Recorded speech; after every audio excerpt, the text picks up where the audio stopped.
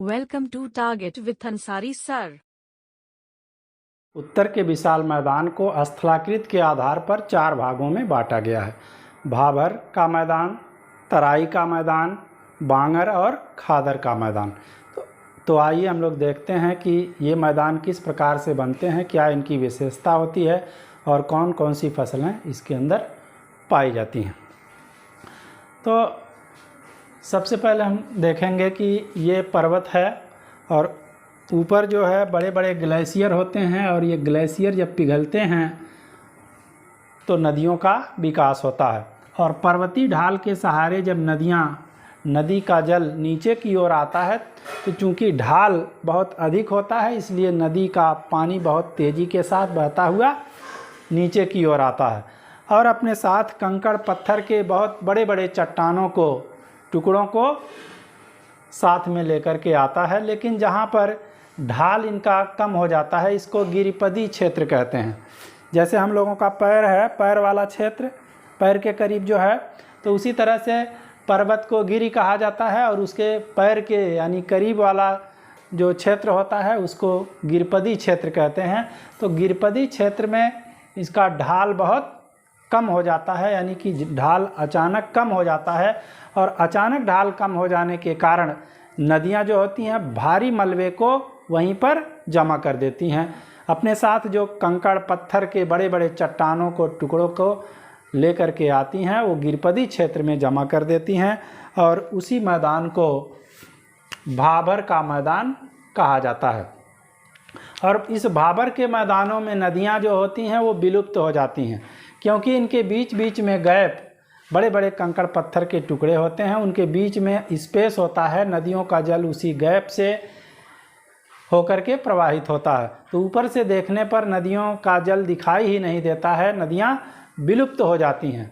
तो और कभी कभी देखिए जो बहुत बड़ी नदियां हैं तो कभी कभी उनका जल ऊपर दिखाई देता है, लेकिन जितनी भी छोटी नदियां होती हैं वो विलुप्त हो जाती हैं। अब देखिए क्या ये कृषि कार्य के लिए उपयोगी होगा? जो इतने बड़े बड़े कंकड़ पत्थर हों तो वहाँ पर कोई कृषि नहीं की जा सकती। कहीं कहीं पर बहुत दूर दूर कुछ ऐसे पौधे दिखाई देते हैं जिनकी जड़ें जो होती हैं बहुत लंबी होती हैं, बहुत लंबी जड़ों वाले कुछ छोटे पौधे इस क्षेत्रों में दिखाई देते हैं। अब दूसरा देखिएगा, जब नदियाँ इस भाबर के मैदान को पार करके आगे की ओर निकलती हैं तो उनका जो जल होता है कई धाराओं में विभक्त हो जाता है, कई सरिताएं हो जाती हैं। ठीक है, तो चूँकि जल कई भागों में विभक्त हो गया है तो इस पूरे एरिया को नम और तर कर देती हैं। तो इस नम और तर वाले क्षेत्र को तराई कहते हैं। ये दलदली भूमि हो जाती है, इसलिए इस दलदली भूमि वाले क्षेत्र को क्या बोलते हैं? तराई कहते हैं। ठीक है, उसके बाद देखिएगा और नदियां जब आगे की ओर बढ़ती हैं तो ये सारी शाखाएं आपस में मिल जाती हैं और एक इसकी मुख्य शाखा बन जाती है। ये इसकी मुख्य शाखा हो गई। और नदियों के इर्द गिर्द के जो क्षेत्र होते हैं, नदियों के इर्द गिर्द वाले जो क्षेत्र होते हैं खादर कहा जाता है। ये नवीन जलोढ़ मिट्टी से बने होते हैं, ऐसे मैदानों को खादर कहते हैं।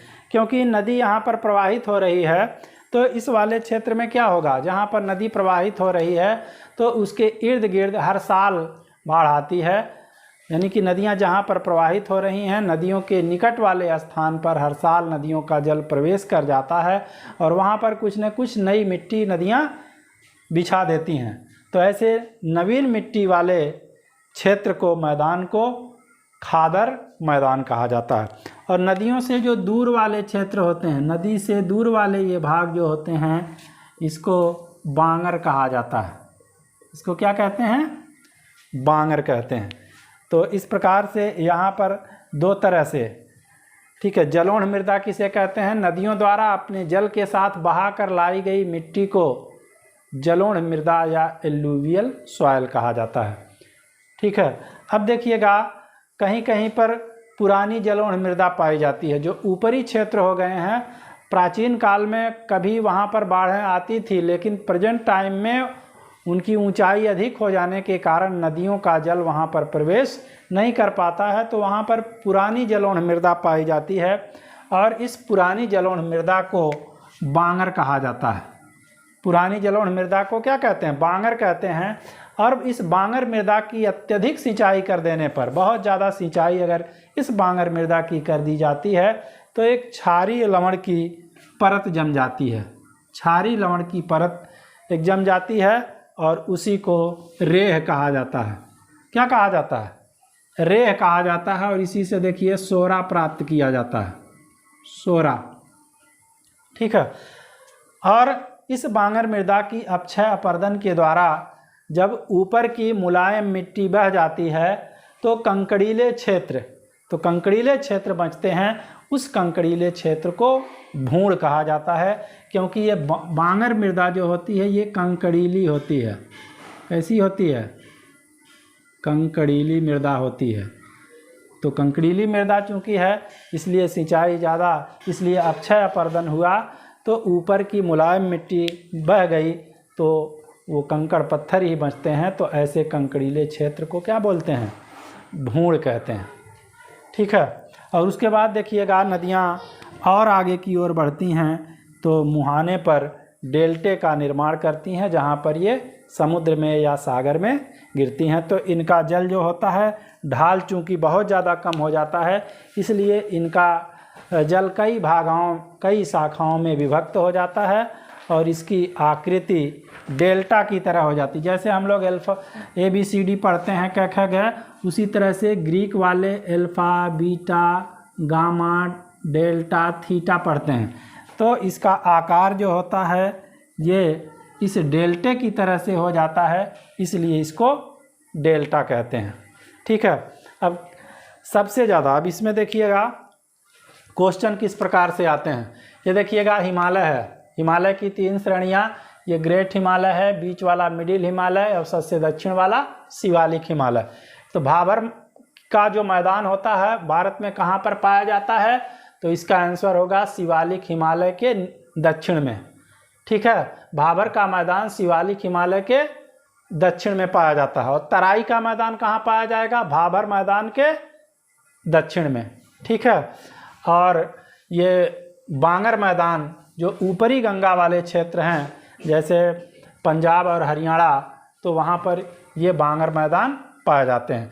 और ये नवीन जलोढ़ मृदा यानी कि खादर जो होते हैं, खादर मैदान निचले गंगा वाले क्षेत्रों में पाए जाते हैं। पश्चिम बंगाल, बिहार, ये सब निचले गंगा वाले क्षेत्र में होते हैं। तो इस प्रकार से ये पाए जाते हैं। और कृषि के लिए वह कौन सा मैदान है इसमें से जो कृषि के लिए सबसे अच्छा है? तो कृषि के लिए सबसे अच्छा जो होता है ये खादर मैदान है, कृषि के लिए सर्वोत्तम है।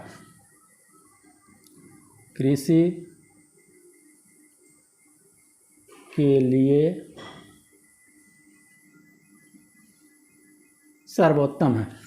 बांगर मैदान देखिएगा, बांगर मैदान में भी कृषि की जाती है, लेकिन यहाँ पर श्रम और तकनीकी के द्वारा कृषि की जाती है, क्योंकि इस क्षेत्र में कृषि कार्य करना जो होता है वो कठिन होता है।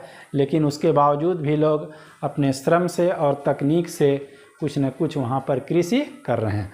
तराई वाले क्षेत्र में क्या होता है? तराई वाले क्षेत्र में यहाँ पर वनों को साफ करके गन्ना, चावल, ज्वार, बाजरा, इन सारी चीज़ों की कृषि की जाती है। तो एक बार हम लोग कंसाइज कर लेते हैं। गिरपदी क्षेत्र में जहाँ पर ढाल अचानक कम होता है वहाँ पर नदियाँ भारी मलबे को छोड़ देती हैं और उसी कंकड़ पत्थर वाले मैदान को क्या बोलते हैं? भाबर का मैदान।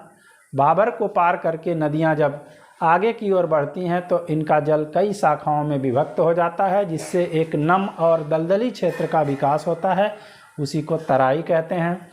और फिर नदियों का जल एक में मिलकर आगे की ओर बढ़ता है तो नदियों के इर्द गिर्द वाले जो क्षेत्र होते हैं वो नवीन जलोढ़ मैदान यानी कि खादर होते हैं, और जो नदियों के दूर वाले स्थान होते हैं तो वो बांगर होते हैं। तो यहाँ से देखिएगा कई बार यहाँ से क्वेश्चन आया है कि नवीन जलोढ़ मृदा को क्या कहते हैं, या पुरानी जलोढ़ मृदा को क्या कहा जाता है? तो पुरानी जलोढ़ मृदा बांगर है, नवीन जलोढ़ मृदा खादर है।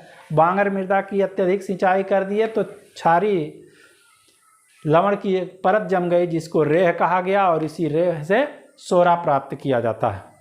और इस बांगर मृदा में अक्षय अपर्दन होता रहता है, और अक्षय अपर्दन के द्वारा इनका ऊपर का मुलायम मिट्टी अगर बह जाती है तो कंकड़ीले क्षेत्र बचते हैं, और उस कंकड़ीले क्षेत्र को भूण कहा जाता है। ठीक है, तो इस प्रकार से आज हम लोगों ने गंगा मैदान को डिवाइड करके पढ़ा। आगे हम लोग एक नए क्लास में मिलते हैं, तब तक के लिए धन्यवाद।